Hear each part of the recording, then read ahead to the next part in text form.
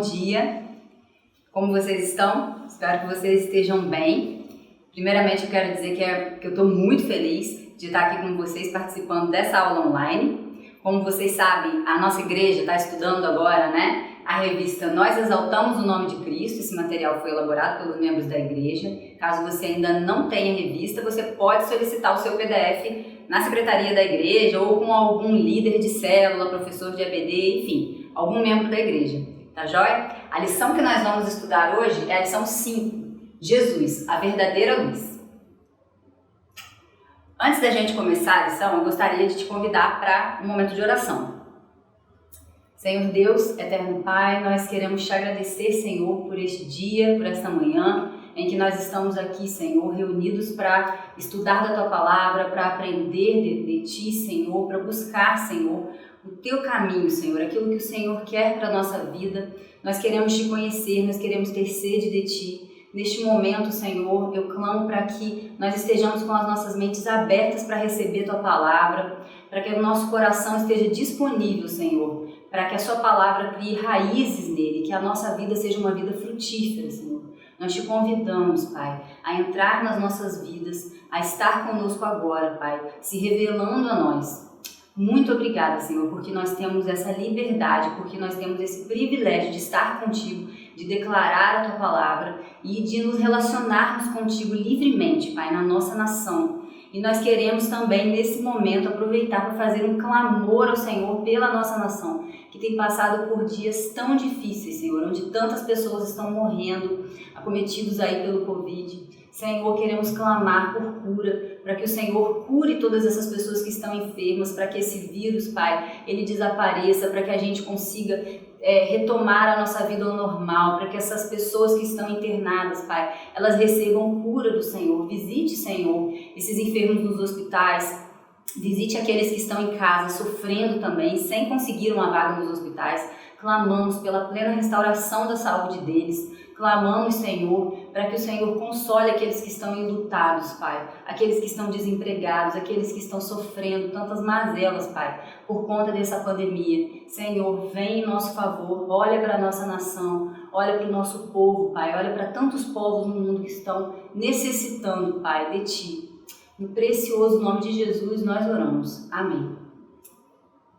Irmãos, bom, vamos lá. Antes da gente começar a nossa lição, então, vou convidar você a abrir sua Bíblia no Evangelho de João, capítulo 1, versículos de 6 a 9. A gente vai ler o texto-chave da nossa aula.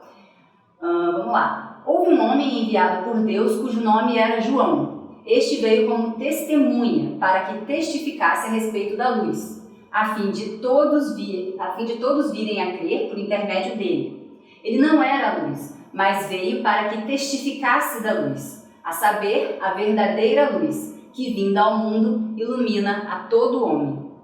Continuando ainda, nos versos 15 e 16, nós vemos: João testemunha a respeito dele e exclama: Este é o de quem eu disse, o que vem depois de mim tem contudo primazia, porquanto já existia antes de mim, porque todos nós temos recebido da sua plenitude graça sobre graça. Aqui a gente tem o nosso versículo-chave, que se encontra em João 8,12. De novo lhes falava Jesus, dizendo: Eu sou a luz do mundo. Quem me segue nunca andará em trevas, pelo contrário, terá a vida eterna. Irmãos, a gente sabe que os profetas já anunciavam a vinda de um Messias, E os judeus, eles aguardavam com grande expectativa a chegada desse Messias, que seria o grande libertador do povo de Israel. Acontece que a chegada de Jesus não foi exatamente como os judeus queriam, como eles imaginavam, e eles simplesmente não receberam o Salvador. E, contudo, o propósito de Deus se cumpriu, o propósito de redenção. Jesus, ele entregou a sua vida por nós, ele passou pelo sacrifício, ele ressuscitou e ele nos redimiu de todo o pecado. A luz de Jesus, ela brilhou e ela continua brilhando através de nós ainda hoje. E é sobre isso que a gente vai estudar hoje, tá? No tópico 1 da nossa lição, sem luz não há vida. Eu não sei quanto a vocês, mas eu gosto muito de contemplar a natureza. Eu passo uma boa parte do meu tempo livre, assim, ao ar livre, contemplando mesmo a criação de Deus, as árvores, os pássaros. Eu gosto de olhar tudo. e vendo como Deus é perfeito, como a gente pode contemplar Ele em cada detalhe. A própria Bíblia, né, o salmista vai dizer que os céus declaram a glória de Deus e o firmamento anuncia a obra de suas mãos. Durante esse período que eu estava me preparando aqui para essa aula, eu estava, né, contemplando a natureza e com um olhar um pouco diferente, porque eu sou bióloga, então eu olho e penso um pouco nos aspectos biológicos, bioquímicos, né, dos seres vivos. E eu estava pensando um pouco a respeito da luz, da importância da luz. Vocês já pararam para pensar nisso? Como a luz é importante? Por que ela é importante?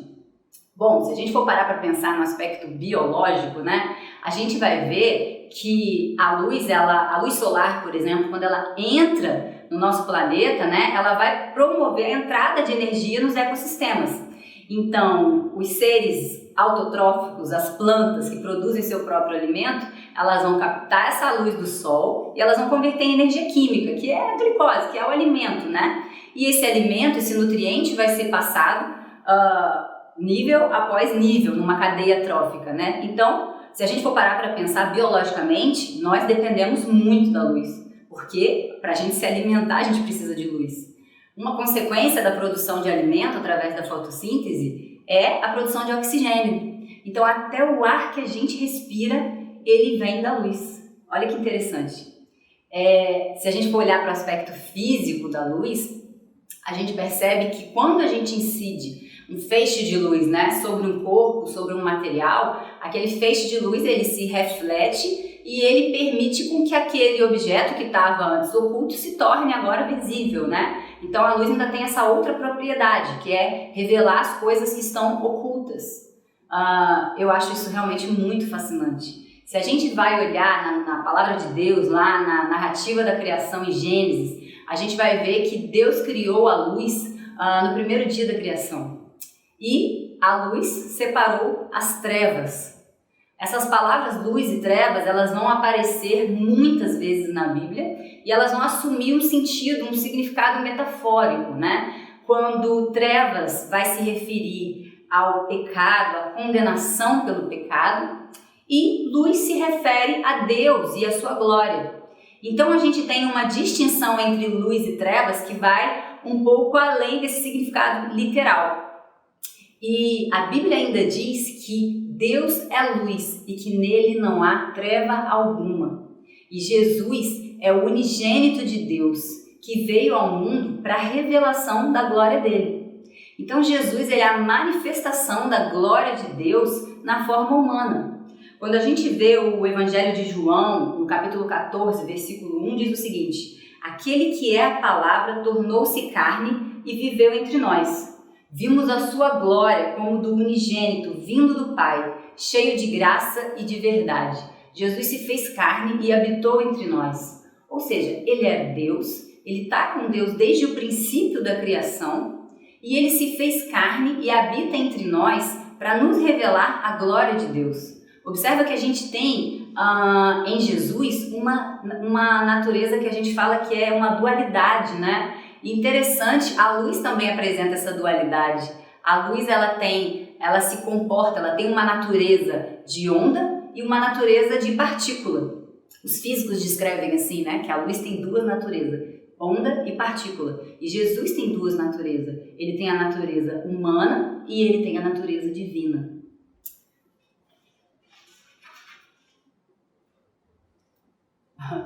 Aqui só para vocês verem um pouco do que eu comentei com vocês a respeito da importância biológica e física da luz, tá?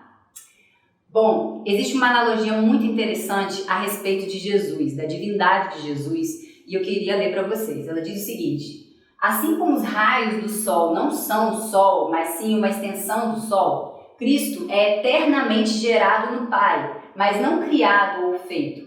Da mesma forma que vemos o sol através dos raios do sol, nós vemos a Deus através de Jesus. Olha que interessante. Então, Cristo é a forma de nós conseguirmos ver a Deus. Cristo é a revelação de Deus para nós. Então, nós não podemos ver a Deus. Nós não temos essa possibilidade de ver Deus, a não ser através da pessoa de Jesus Cristo. Não é fascinante isso? E bom, quando a gente pensa, né, que Jesus ele encarnou, ele veio à Terra para a redenção da humanidade, né? para nos salvar da condenação do pecado.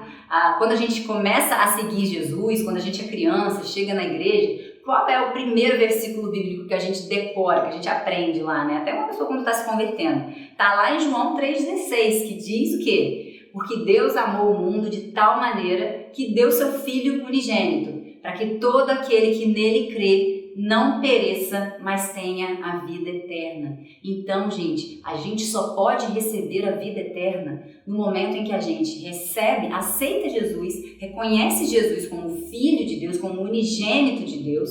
A gente o recebe como nosso Senhor e Salvador. A partir desse momento, a gente recebe vida eterna. Olha que interessante. Da mesma forma que a luz é essencial para os sistemas biológicos, como eu comentei no início da aula, né? Então, é impossível haver vida se, né, a gente dentro de um sistema biológico não tiver a entrada de luz do Sol, não tem como a gente ter vida no planeta, não é verdade? Agora, é impossível haver vida em nós, vida eterna em nós, senão na pessoa de Jesus Cristo. Por isso, sem luz não há vida.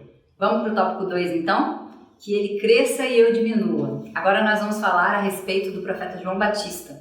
Quero te convidar a abrir sua Bíblia novamente, né, no Evangelho de João, capítulo 1, nos versículos 6 a 9. Vamos ler. Surgiu um homem enviado por Deus chamado João. Ele veio como testemunha para testificar acerca da luz, a fim de que por meio dele todos os homens crescem.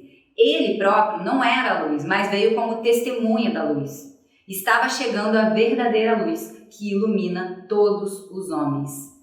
Então, pessoal, esse João aí, né, que a gente está vendo na Bíblia agora, no Evangelho de João, não é o autor desse Evangelho, porque o autor do Evangelho é o discípulo de Jesus, né? João, o discípulo amado. Esse é o profeta João Batista, que era primo de Jesus, né? Era filho de Isabel. Vocês se lembram quando Isabel e Maria tiveram um encontro e João se agitou no ventre de Isabel por conta desse encontro com o Salvador ali que estava no ventre de Maria.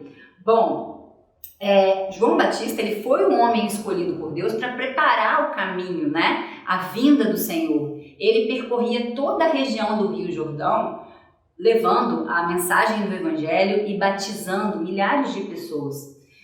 João era um homem bastante popular, embora ele tivesse características bem peculiares, assim, ele se vestia de uma forma um pouco estranha, né, com peles de pelo de animal, e ele se alimentava de gafanhotos e mel. Ele, com sua popularidade, ele acabou chamando a atenção dos fariseus e levitas que partiram para um interrogatório quando viram aquele grande movimento que João estava fazendo. E eles questionaram a João acerca da identidade dele. Eles perguntaram se por acaso João seria o Messias, ou se ele seria Elias, o profeta. E João rapidamente se posiciona. João é muito firme da sua identidade, ele sabe muito bem quem ele é e ele sabe muito bem quem ele não é. João claramente responde: não, eu não sou o Cristo. E ele vai, durante esse processo em que ele está sendo interrogado, né, ele vai... a gente percebe no Evangelho de João algumas citações do profeta João Batista acerca de Jesus. Este é aquele que vem após mim, que é antes de mim, do qual eu não sou digno de desatar a correia da alparca. Aqui, João já descreve a primazia de Jesus. Ele veio antes de mim, porque ele já existia antes da criação do mundo. Olha que lindo, né? Então, João testemunha sobre a primazia de Jesus e ele também testifica sobre a unigenitura, sobre Jesus ser o Filho de Deus. E ele diz lá no versículo 34 do capítulo 1, eu vi e tenho testificado que este é o Filho de Deus. João viu o Espírito Santo descendo, né, em forma corpórea de uma pomba ali sobre Jesus. E aquele seria o sinal de que ele era o Messias tão aguardado. Então João dá testemunho de Jesus. Ele em momento algum se aproveita da sua popularidade e tenta querer de alguma forma se orgulhar ou, enfim, levar algum crédito por conta de todo o seu ministério. Não, João é muito firme de quem ele é muito firme da sua missão. Eu acredito que justamente por isso ele tenha sido escolhido por Deus para preparar o caminho para o Senhor. A Bíblia diz que não há ninguém maior que Jesus, mas abaixo de Jesus a gente tem o profeta João Batista, que foi aquele que veio abrir o caminho para o Senhor. Olha que honra, olha que privilégio, mas isso não encheu os olhos de João, porque João sabia quem era o Senhor da vida dele. João, ele apresentava uma característica muito interessante, que é uma das bem-aventuranças, né, que Jesus vai nos ensinar lá no Sermão do Monte. João era um homem pobre de espírito. João era um homem que sabia que tudo que ele tinha vinha de Deus, que nada era dele. Ele se esvazia ali dele, de todo o ego, de todo o orgulho, de qualquer vaidade, e ele coloca Jesus no centro de tudo, no centro da missão dele, no centro da vida dele, no centro do universo. João nos ensina uma lição muito preciosa sobre como nós, como igreja, né, como corpo de Cristo, devemos agir, devemos levar a nossa vida, colocando Cristo no centro dela. Nós temos que ser, pessoal, cristocêntricos, nós temos que buscar uma vida em que Jesus está no centro de todas as nossas atitudes, de todas as nossas escolhas, e que Ele esteja no centro, inclusive, de qualquer possível reconhecimento, que a gente reconheça que tudo que a gente tem, qualquer dom que vem de Deus, né, na verdade, é fruto dele, é divino, não é nosso. Então, a gente aprende uma lição muito importante com o profeta João Batista, e ele nos mostra, né, que na verdade, maior do que eu ou do que qualquer coisa que eu possa fazer é o Cristo ao qual eu proclamo. Que essa seja a mensagem que o nosso coração também esteja carregando. Que a gente entenda que maior do que qualquer coisa que a gente possa fazer é o nome de Jesus. Nós não somos pessoas insubstituíveis dentro do reino de Deus. Deus, ele escolhe de acordo com o nosso coração, com a nossa disposição de servir. Mas, na verdade, a pobreza de espírito é isso, é eu reconhecer que eu faço porque Deus me capacita, porque Deus me enche, mas eu sei que nada é por minha causa, tudo é por Ele. Vamos lá, então, tópico 3. Jesus é a verdadeira luz do mundo. Bom, gente, a gente viu que o Evangelho de João, lá no início do capítulo 1, ele já começa falando a respeito de Jesus desde o início da criação. Ele apresenta Jesus participando da criação e ele mostra que por ele e através dele todas as coisas foram formadas, tá?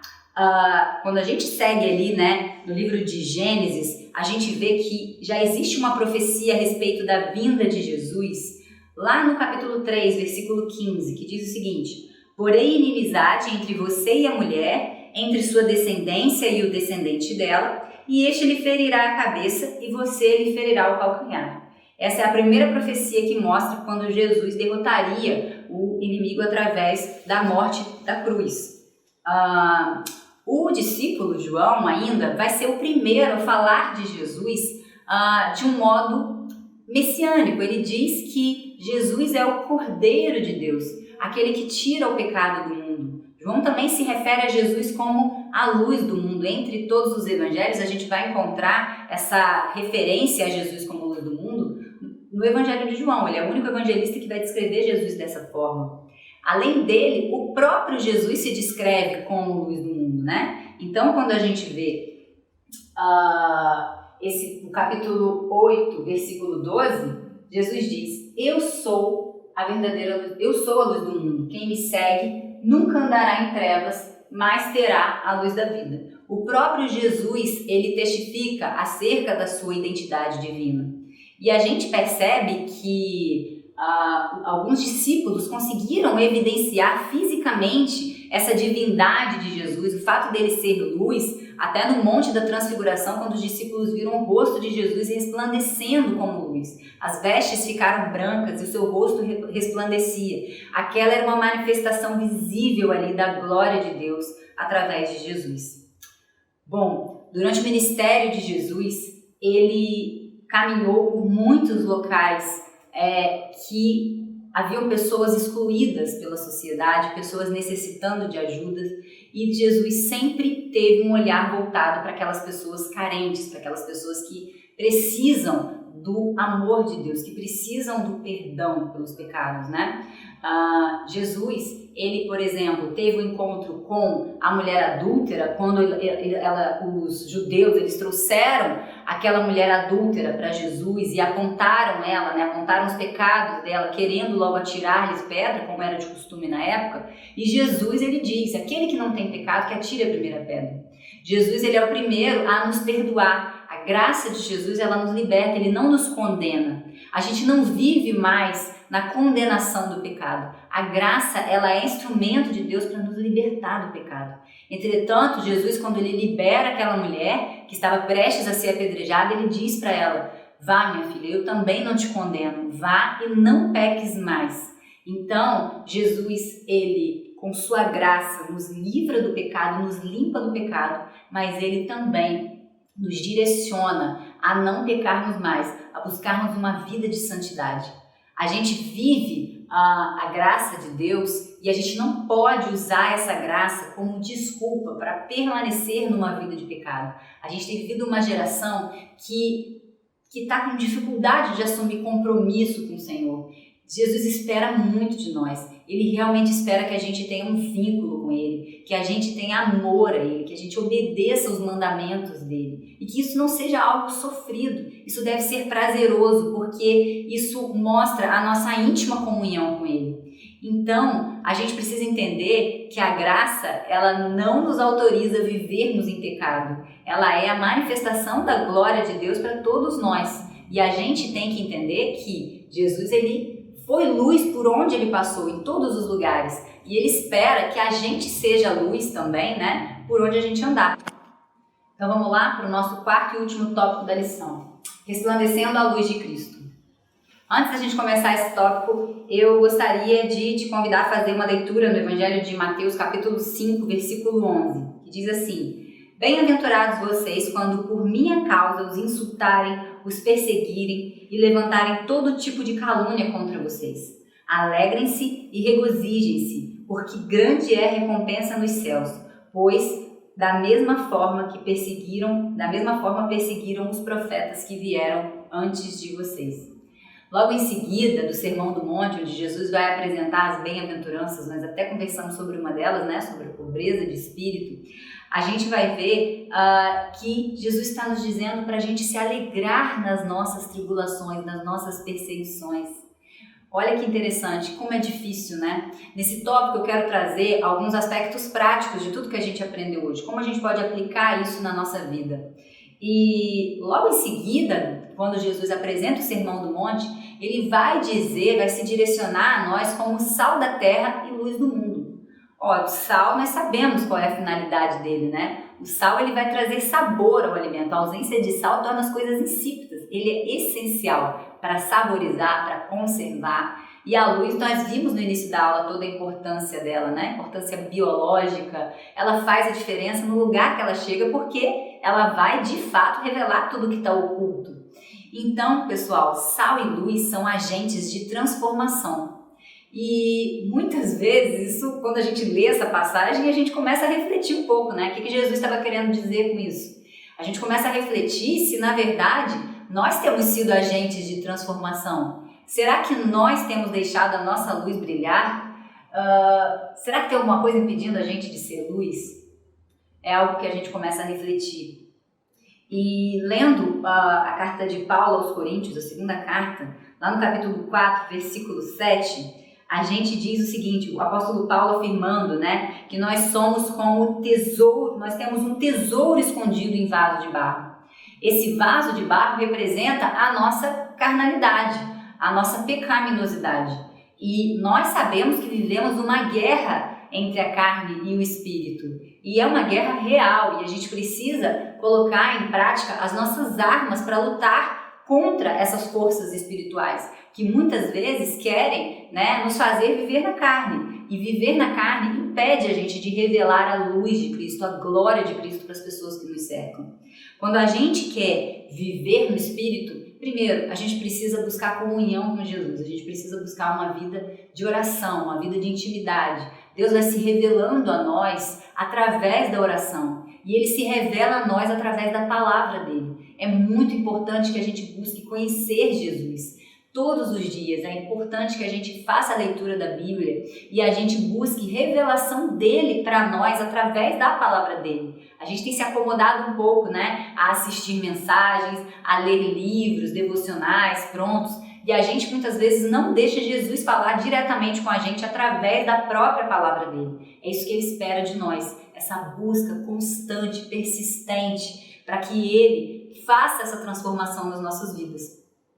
E quando a gente começa a estudar a Bíblia, a gente vai encontrar lá no livro de Gálatas todos os frutos do Espírito, né? Que são o amor, a alegria, a paz, a amabilidade, a bondade, a paciência, fidelidade, mansidão e o domínio próprio.